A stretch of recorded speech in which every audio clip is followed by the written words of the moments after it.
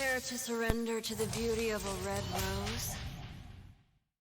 Hello everyone, welcome to Recursive Gaming, and in this video we're going to be talking about the new heroes available to pull for in Seven Knights 2.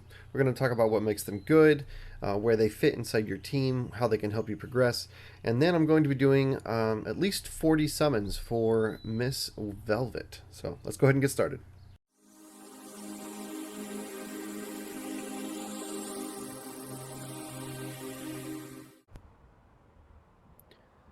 Alright, actually we're going to talk about the Knight of Light Rudy, the new Legendary Plus summon that's available first, because I'm actually not going to be pulling for him, and I'm not excited about him, so I want to get him out of the way as fast as possible. The best thing about him is, in my opinion, this decrease debuff duration of all allies. This makes him a good counter for the current Spike meta. Spike, his freeze is massively overpowered. His ult, plus his ultimate, or not his ultimate, but his immortality passive. When that triggers, he has 6 seconds where he can't be crowd controlled, he's immortal, and he can get off his ult. His ult basically is an area of effect magic effect that lasts after he dies. So even if he casts it right before you kill him, he'll still get the full ult off with all of his damage, even though he's dead. Currently, Spike's freeze and Spike in PvP is an absolute cancer, and he's terrible. He dominates all of my teams. It doesn't matter what I try.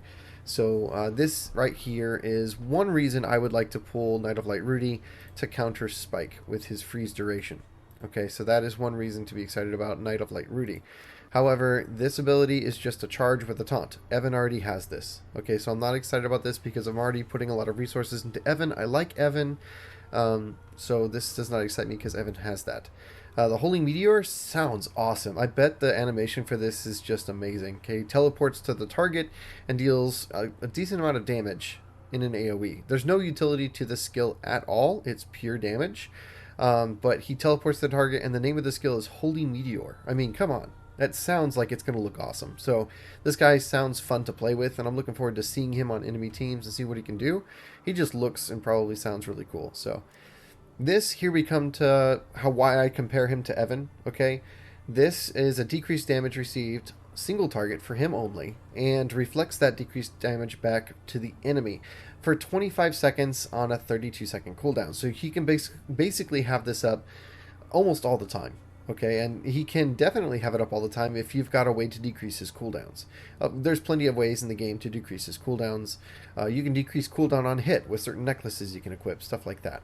So he can have the basic decreased damage received and then reflect, same exact thing that Evan has as his passive, but this guy has as an ability that he can cast, and that's a very long buff time, so that makes it basically a passive that's always up for him.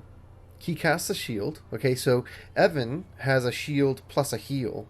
This is just a shield. That being said, this sounds like an amazing ability. What's going to make a big difference for this guy's viability in PvP is if he casts this buff and then lags behind your team, just like the current Rudy, when he casts his team ally block rate buff, okay, plus, what's it called? Link, right? So the current Rudy has a link plus block rate buff right here in the third spot, and when he casts it, he lags behind your team in PvP.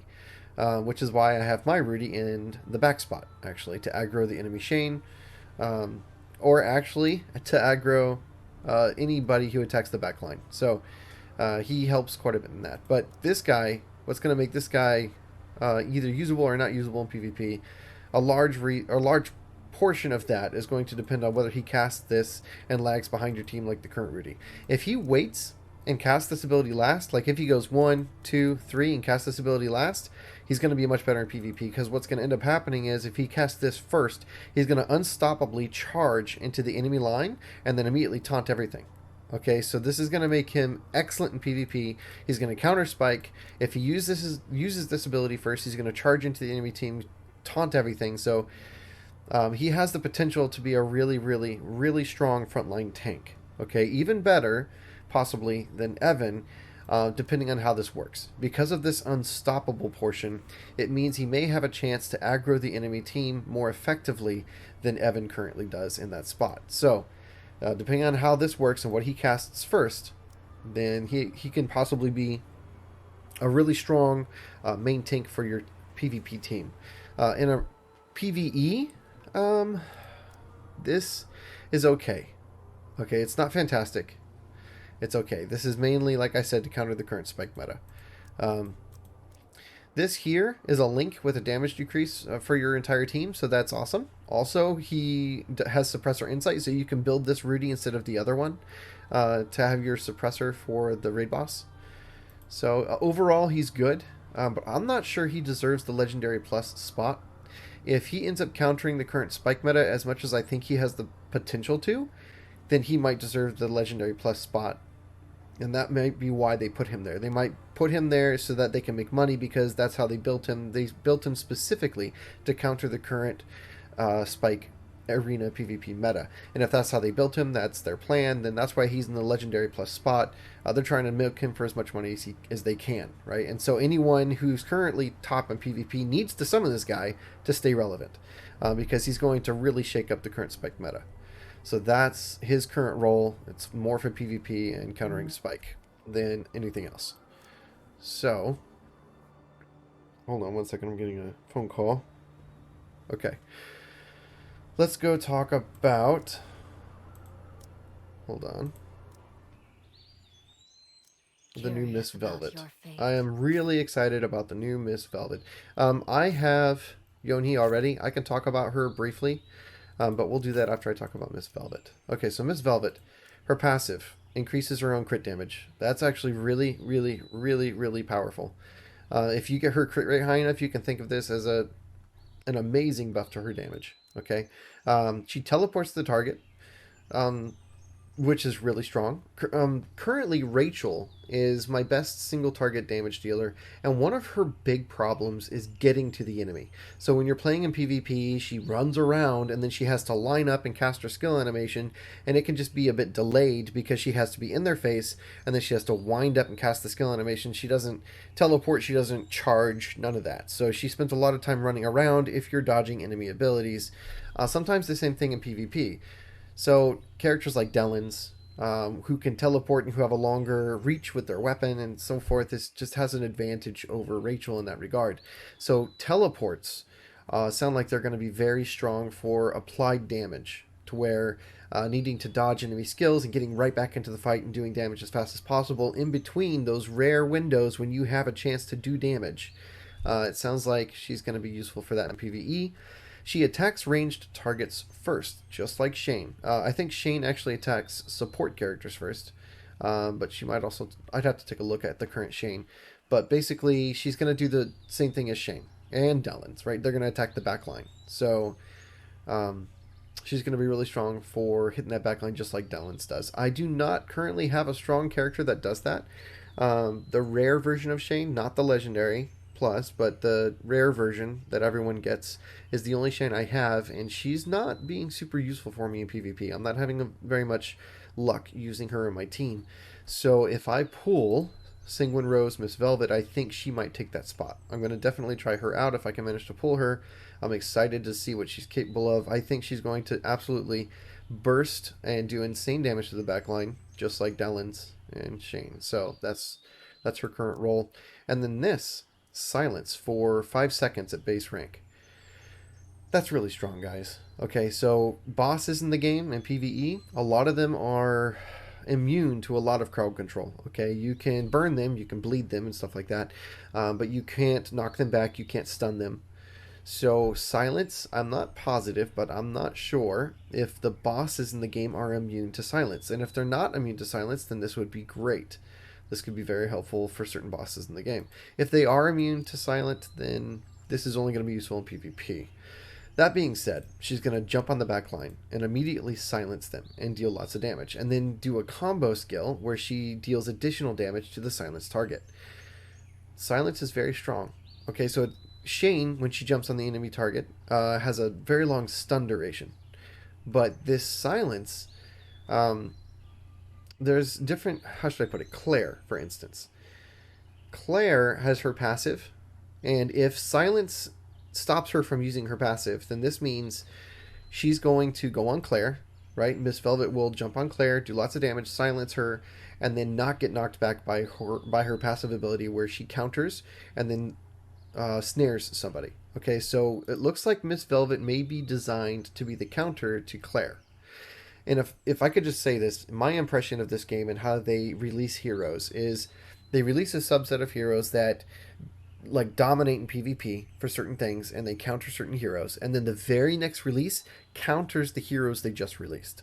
So they just released Claire. Everyone's using Claire, I'm using Claire, she helped my team out a lot.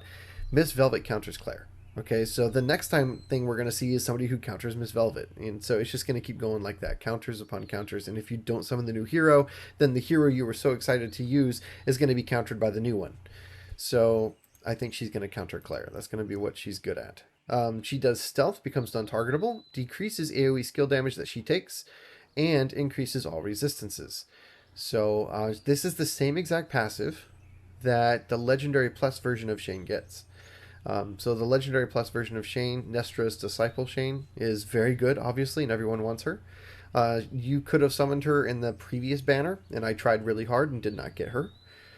You have a 0.04% chance to get a Legendary Plus hero. That's less than a half of a percent, guys. That's the odds for you to actually hit that are astronomically low. So I tried, did not get her.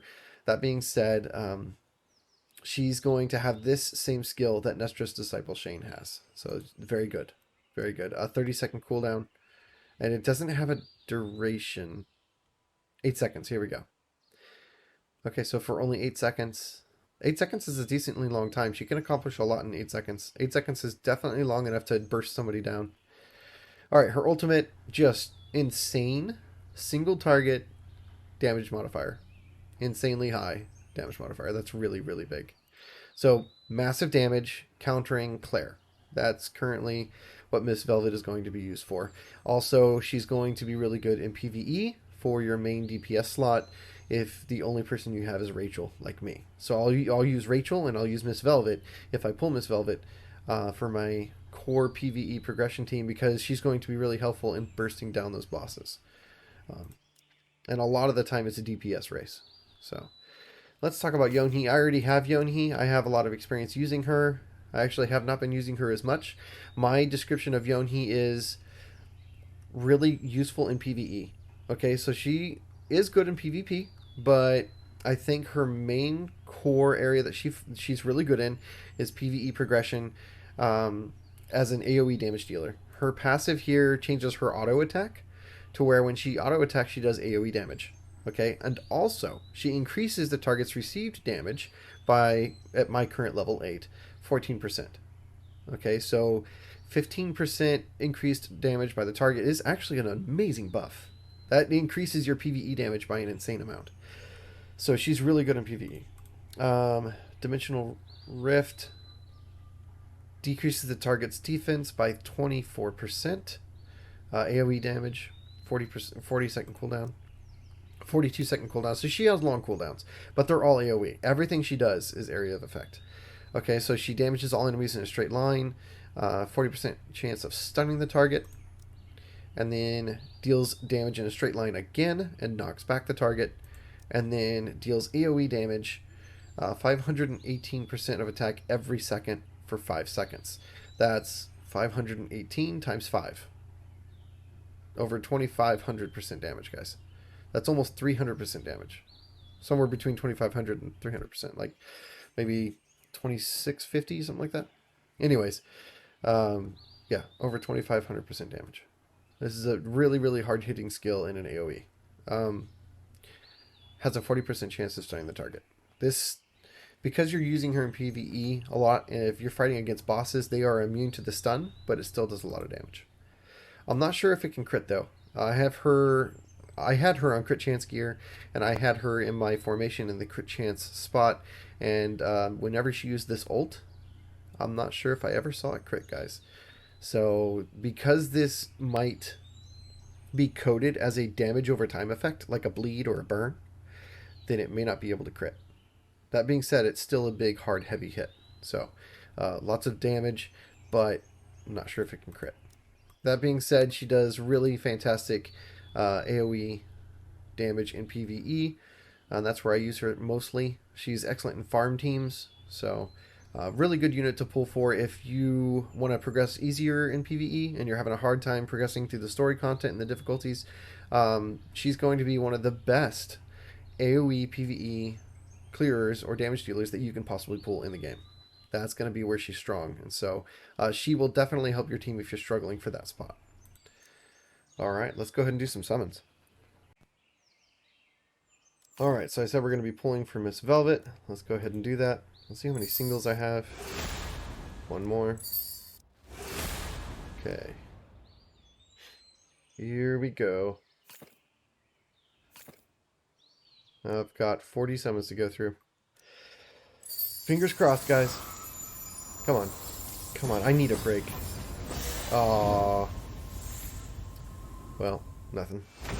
Ooh, it's new. Very nice. New unit. I'll take it. Alright, come on, red. Come on, be red. I need some luck. I've gone to pity on everything.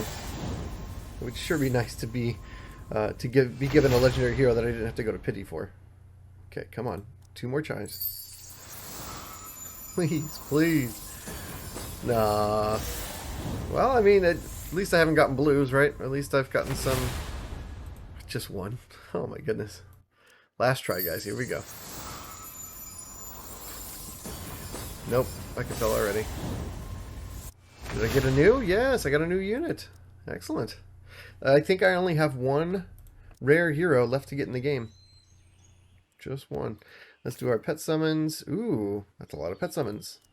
If I get a legendary pet, that would be incredibly good, actually. Okay. Please give me a pet.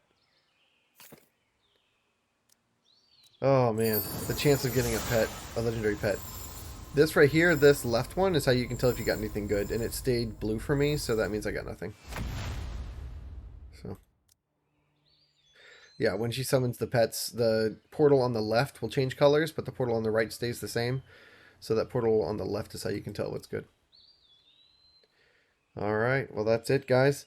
Did not get anything today. I'll go ahead and show you my heroes.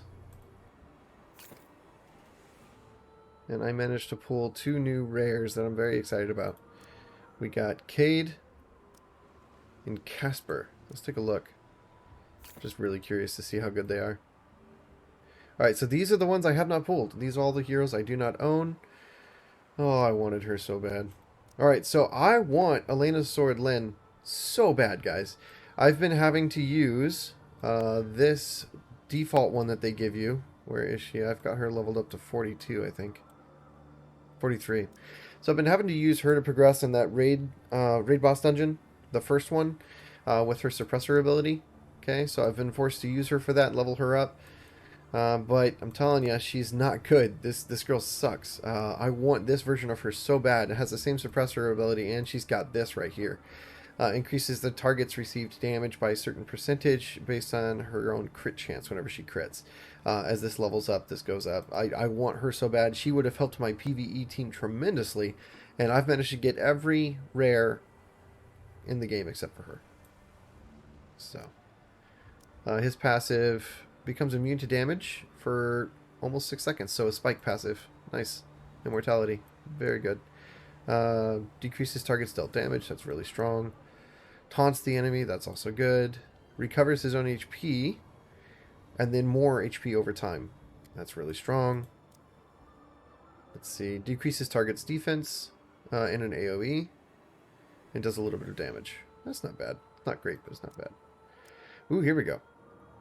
Engraves a mark on the caster when dealing basic attacks. Okay, so she has a chance to mark the caster, which sets up more damage later on. But yeah, there was a reason I didn't like her when I looked at her skill kit before.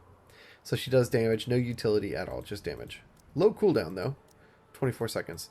This is a 4-second cooldown, deals a lot of damage when there are 6 marks stacked. Okay. So if she has decent attack speed, she'll be engraving marks pretty often. This is going to level up. As you increase the level of this skill, that's going to go up. We can go ahead and take a look at that. I'm going to increase her skills anyway.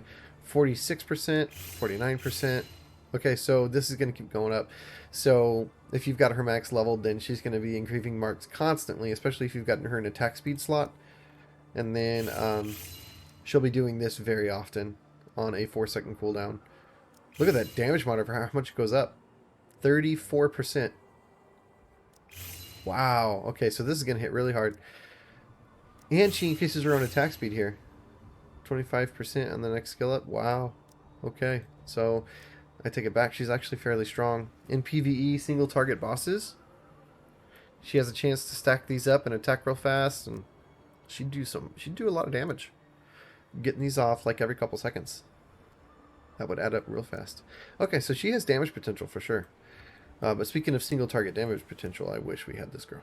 Anyways, thank you all for watching. I will see you all in the next one.